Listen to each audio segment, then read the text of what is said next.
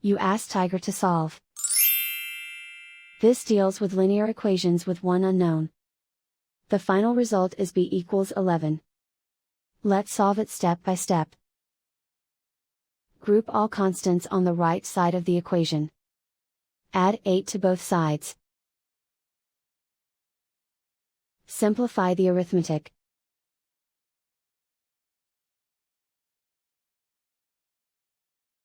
Isolate the b. Divide both sides by 6. Simplify the fraction. Find the greatest common factor of the numerator and denominator. Factor out and cancel the greatest common factor. And so the final result is b equals 11.